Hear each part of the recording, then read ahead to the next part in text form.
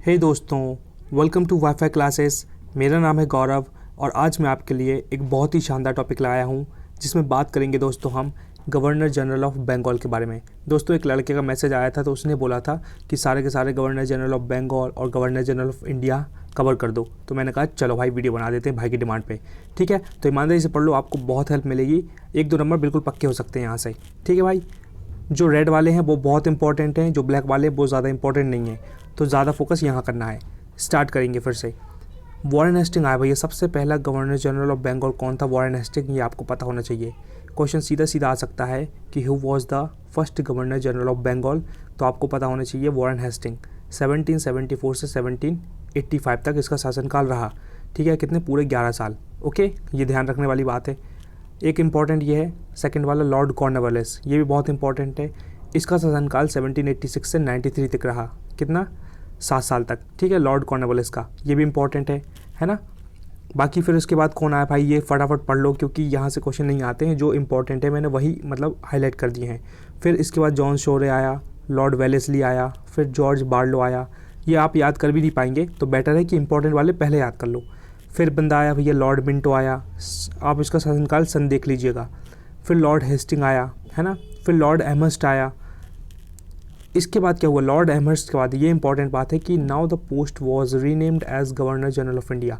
अभी क्या हो रहा था, गवर्नर जनरल ऑफ बंगाल की पोस्ट चल रही थी, लेकिन इस बंदे के बाद गवर्नर जनरल ऑफ इंडिया वाली पोस्ट को नाम दे दिया गया। ठीक है, तो अब जो भी बंदा होगा वो गवर्नर जनरल ऑफ इंडिया होगा। ये मैंने बड़ा सा लिख दिया है। ये बहुत इंपॉर्टेंट है, लॉर्ड विलियम बेंटिक दोस्तों, बहुत ही ज़्यादा इंपॉर्टेंट है क्योंकि यहाँ से क्वेश्चन ज़रूर आता है। मैंने पढ़ा चुका हूँ कि चार्टर एक्ट 1833 कब आया, लॉर्ड विलियम बेंटिक के टाइम पे आया। मैंने ये सारा का सारा वीडियो में कवर कर चुका हूँ, है ना। और क्या हुआ? सती प्रथा, बहुत इंपॉर्टेंट। सती प्रथा को किसने समाप्त किया था? लॉर्ड विलियम बेंटिक ने किया था दोस्तों। तो ये टॉपिक मैंने शानदार तरीके से प्लेलिस्ट में बना दिया है, बहुत मेहनत से। आप जाके इस वीडियो को देख लो, आपको प्रॉपर समझ में जाएगा और आपके एक दो नंबर पक्के हो जाएंगे अगर यहाँ से क्वेश्चन आ गया तो, क्योंकि मॉडर्न इंडिया से यहीं से क्वेश्चन आते हैं दोस्तों। तो आप इसको पढ़ लीजिएगा, मैंने प्लेलिस्ट में बना दिया है ना, जो सबसे ज़्यादा इंपॉर्टेंट है। शासनकाल याद रखो इसका क्योंकि आ सकता है भैया 1828 से 1835 तक, है ना। याद रखिएगा 8 7 15 7 साल रहा शासन किसका? लॉर्ड विलियम बेंटिक का। सती प्रथा इसी ने बंद करवाई थी। ठीक है, याद रखिएगा। और यही अपना इसी टाइम पे चार्टर एक्ट 1833 भी आया था। तो आप वो वीडियो जरूर जाकर देख लीजिएगा, आपको बहुत हेल्प मिलेगी। फिर कौन आया? लॉर्ड मैटकैफे, फिर लॉर्ड ऑकलैंड, लॉर्ड एलनबोरो, लॉर्ड हार्डिनेज, है ना, ये इंपॉर्टेंट है। लॉर्ड हार्डिनेज ध्यान रखिएगा भैया, लॉर्ड हार्डिनेज एक ये वाला भी है, एक और आएगा लॉर्ड हार्डिनेज, वो इंपॉर्टेंट है क्योंकि वो वाले लॉर्ड हार्डिनेज के टाइम पे ही गांधी जी अपने लौट के आए थे, है ना। तो अभी के लिए बस इतना पढ़ो, ये इंपॉर्टेंट है, ये पढ़ लो। लॉर्ड डलहौजी, ये अपना क्या बोलते हैं गवर्नर जनरल ऑफ इंडिया था। तो ये 1848 से 1856 तक इसका शासनकाल रहा था, बहुत इंपॉर्टेंट है। इसके बारे में मैंने सारा का सारा प्लेलिस्ट में वीडियो बना चुका हूँ शानदार वाला, जाकर आप देख लो। सारा का सारा पॉइंट्स की हेल्प से मैंने याद करवाने की आपको कोशिश करी है, तो आप जाके देख सकते हैं। क्योंकि लॉर्ड डलहौजी के टाइम पे क्या हुआ था, बहुत इंपॉर्टेंट बात यह है कि डॉक्ट्राइन ऑफ लैप्स पॉलिसी आई थी। डॉक्ट्राइन ऑफ लैप्स पॉलिसी में लॉर्ड डलहौजी ने मतलब क्या लोगों के साम्राज्य को हड़प लेता था। मैंने लॉर्ड डलहौजी वाले वीडियो में प्रॉपर बताया है कि डॉक्ट्राइन ऑफ लैप्स पॉलिसी मतलब क्या होता है ना। तो मैं यहाँ नहीं बताऊंगा, वीडियो बड़ा होगा, इसलिए बेटर है कि आप जाकर वीडियो देख लो। आपको गारंटी 110% आपको बहुत मज़ा आएगा और आप कहेंगे क्या वीडियो था भाई, मज़ा आ गया, और कमेंट करके भी जाएंगे, इतने खुश हो जाएंगे आप, देख लेना। ठीक है, और क्या हुआ था लॉर्ड डलहौजी के टाइम पे? फर्स्ट रेलवे लाइन आई थी भाई, है ना। बॉम्बे से थाने के बीच में ट्रेन चला के देखी थी 1853 में। टेलीग्राफ सिस्टम आया था, है ना। विडो रीमैरिज एक्ट, ये भी बहुत इंपॉर्टेंट है। लॉर्ड डलहौजी के टाइम पे विडो रीमैरिज एक्ट स्टार्ट हो गया था, है ना। जिस लेडी का हस्बैंड मर गया हो, जो नहीं रहा हो, वो किसी दूसरे बंदे से शादी कर सकती है। ये वाला एक्ट किसने लेके आया था? लॉर्ड डलहौजी ने। इसलिए मैं आपको बार बार बोल रहा हूँ, अगर आप सिंसियर बंदे और इस चैनल को थोड़ा बहुत फॉलो कर रहे होंगे तो आपको पता होगा कितने इंपॉर्टेंट तरीके से मैंने वीडियो बना दिया है। Go and watch that video, okay, if you really want your growth.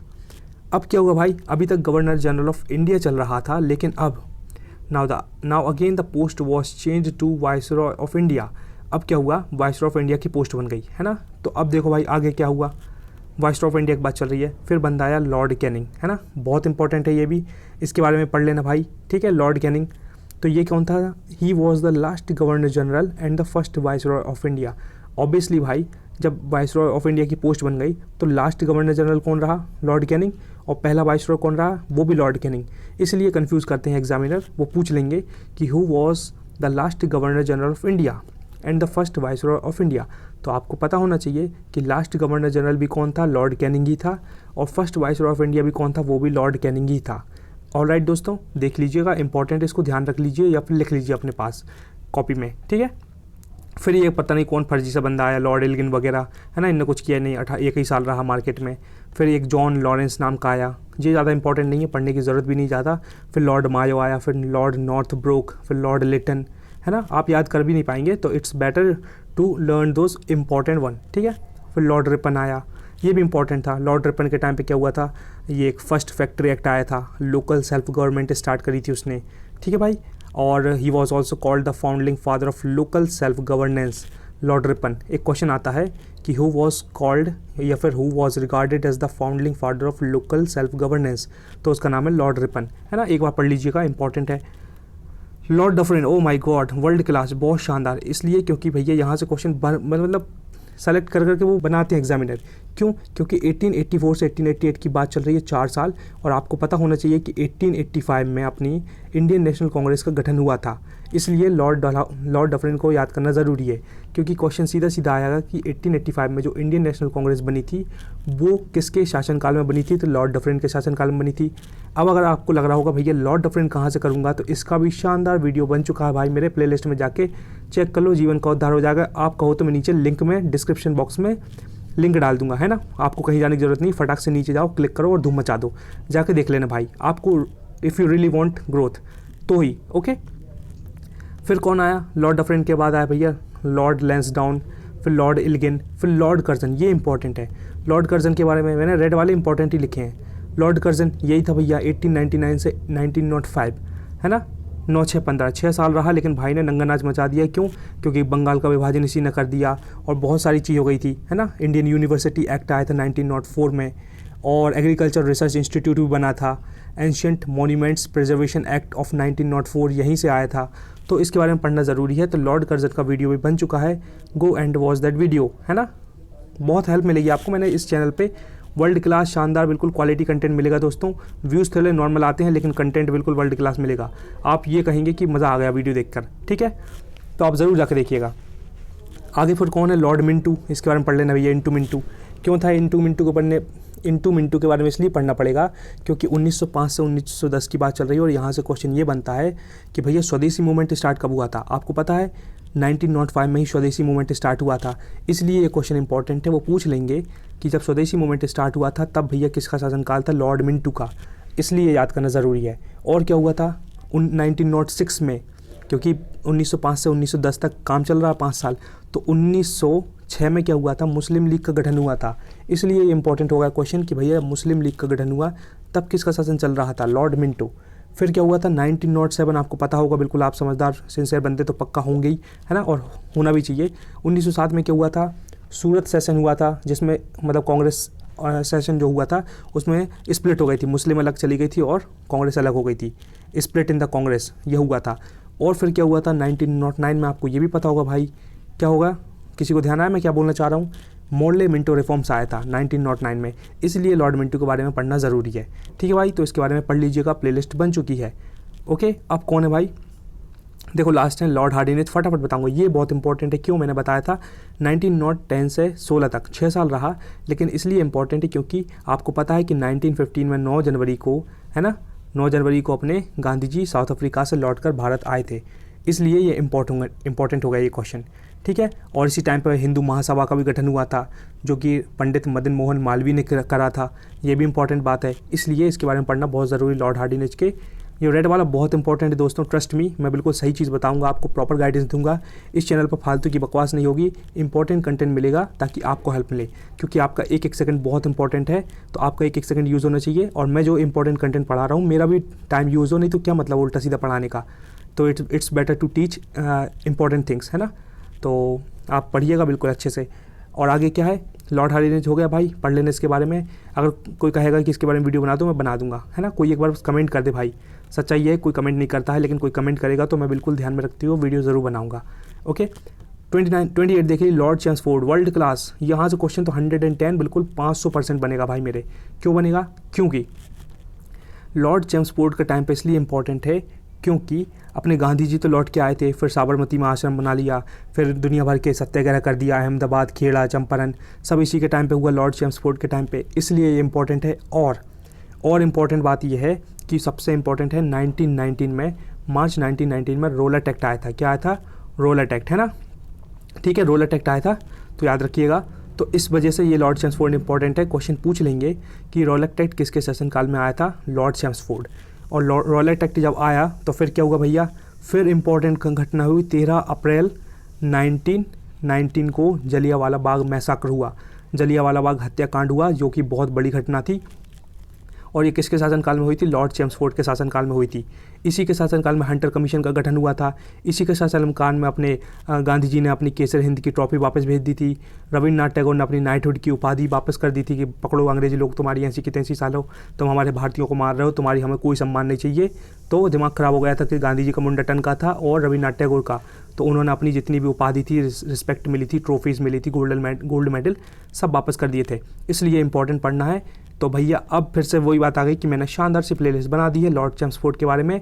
Go and watch that video, मैं लिंक डिस्क्रिप्शन बॉक्स में डाल दूंगा, वहीं से जाओ और बिल्कुल फटाक से पढ़ के धूम मचा दो और याद कर लो सारी चीज़ें, क्योंकि क्वेश्चन यहाँ से आएगा तो आप उड़ा के जाना बिल्कुल, है ना भाई? और क्या भाई, ये देखो लास्ट फटाफट बता देता हूँ। फिर लॉर्ड रीडिंग आया, इसके बारे में पढ़ना ज़रूरी है क्योंकि क्या होता है, रोलेट एक्ट ख़त्म किसने करा था? लॉर्ड रीडिंग ने करा था, है ना? और ये काकोरी ट्रेन कॉन्स्पिरेसी जो हुआ था ना, ट्रेन में लूट ली थी, वो 1925 की बात है। इसलिए ये भी पढ़ना थोड़ा सा ज़रूरी, पढ़ लेना। अगर कोई कहेगा तो मैं इस पर भी वीडियो बना दूंगा, ठीक है? सॉरी दोस्तों, थोड़ा तबीयत ठीक नहीं है, बट तब भी बनाऊंगा वीडियो में, है ना? इंपॉर्टेंट कंटेंट मिलना चाहिए आपको। फिर इंपॉर्टेंट है लॉर्ड इरविन, इसके बारे में पढ़ना इसलिए इंपॉर्टेंट है दोस्तों क्योंकि साइमन कमीशन इसी के टाइम पे आया था 1927 में, ठीक है भाई? तो क्वेश्चन ये भी आ सकता है कि साइमन कमीशन किसके शासनकाल में आया था? लॉर्ड इरविन के टाइम पे, ओके भाई? और फिर क्या हुआ था आपको ये भी पता होना चाहिए कि 1930 में, क्योंकि 31 तक है ना शासन, 1930 में क्या हुआ था? डांडी मार्च स्टार्ट हुआ था, जिसको बोलते थे साल्ट सत्याग्रह, गांधी जी ने स्टार्ट किया था, है ना भाई? इंपॉर्टेंट था, उसी को सिविल डिसोबीडियंस मूवमेंट बोलते थे। एक बार फिर से बताऊंगा कि डांडी मार्च किसने स्टार्ट किया? गांधी जी ने। डांडी मार्च को ही साल्ट सत्याग्रह बोलते हैं और इसी को सिविल डिसोबीडियंस मूवमेंट ही बोलते हैं। तीनों नाम एक ही है भाई मेरे, कन्फ्यूज़ मत होना। 1930 में स्टार्ट हुआ था, इसलिए इसके बारे में पढ़ना इंपॉर्टेंट है थोड़ा सा। कोई कहेगा तो मैं इस पर वीडियो बना दूंगा, लेकिन जितने वीडियो अपलोडेड है भाई उनको जाकर प्रेम से देख लो पहले। और अगर पसंद आ जाए ना कि यार बंदे में दम है, बंदे ने सही पढ़ाया है, तो एक बार एक कमेंट पॉजिटिव डाल देना और बोल देना भाई वीडियो बना दो। गारंटी 110% मैं वीडियो बनाऊंगा, आधी रात को उठ के बनाऊंगा, लेकिन बनाऊंगा भाई मेरे। आप कमेंट करो एक बार बस और बताओ कि कंटेंट कैसा है, मैं कैसा पढ़ा रहा हूँ, ठीक है? अब सारी बातें हो गई भाई।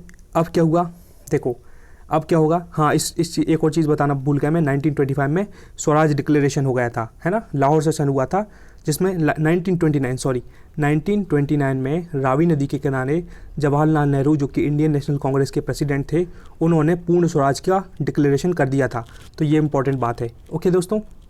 तो 31 लास्ट के 2-4 और बच्चे फटाफट। फिर ये बिल्डिंग डन आया, कोई मतलब नहीं है इसके बारे में, जो मैं इंपॉर्टेंट बता रहा हूँ बस वही ध्यान रखना। लॉर्ड लिनलिथगो आया, कोई मतलब नहीं। लॉर्ड वेवेल, ये इंपॉर्टेंट इसलिए क्योंकि इसके टाइम पे 1943 से 47 तक का शासनकाल था। 1945 में या 1946 में कैबिनेट मिशन प्लान इसी के टाइम पे आया था, इसलिए इसके बारे में पढ़ना ज़रूरी है, ठीक है भाई? कोई कहेगा तो इसका भी वीडियो बना दूंगा, बट एक बार कोई कहे तो भाई मेरे, ठीक है? और क्या है लास्ट में भैया? हाँ, ये लॉर्ड माउंटबेटन आपको पता है, सॉरी लॉर्ड माउंटबेटन भैया आया, ये तो बहुत इंपॉर्टेंट है। ये अपना लास्ट वाइस रॉय था और of British India and first governor general of free India. तो लॉर्ड माउंटबेटन आया, इसी ने भैया 3 जून प्लान लेकर आया, जिसमें क्या हुआ? अपना भारत आज़ाद हो गया। अल्टीमेटली ये बंदा लास्ट बंदा था, इसी की वजह से भैया जो प्लान आया था 3 जून को, उसमें बता दिया था कि भैया भारत आज़ाद हो जाएगा और खुश रहो बिल्कुल, अब तो पार्टी मनाओ, है ना? बस ये बोल दिया था। तो जो पार्टीशन ऑफ इंडिया जो हुआ था किसके शासन में हुआ था? Lord Mountbatten. इसके बारे में पढ़ना बहुत इंपॉर्टेंट है भाई, इसके बारे में वीडियो बना दूंगा मैं, लेकिन बाकी वीडियो जाकर देख लीजिए, ठीक है भाई? बस इतना सा कंटेंट था दोस्तों। आई होप आपको बहुत पसंद आया होगा। Thank you so much. Never ever give up and be consistent towards your goal. और सब्सक्राइब करना इज मस्ट भाई, सब्सक्राइब करो और ये घंटी बजा दो, बहुत इंपॉर्टेंट ये घंटी बजाना। मंदिर में बजाओगे तो पता नहीं कुछ होगा नहीं होगा, लेकिन यहाँ घंटी बजा दो कि कंटेंट शानदार मिल जाएगा भाई मेरे। इसलिए घंटी बजाओ और फटाक से सब्सक्राइब कर लो। It's very very important for you to subscribe this channel if you really want your growth in your life. ठीक है, तो thank you so much. Revision is the key. बार बार रिवाइज करो, 5-6 घंटे रोज़ पढ़ो और धूम मचा दो। चलो भाई, बाय।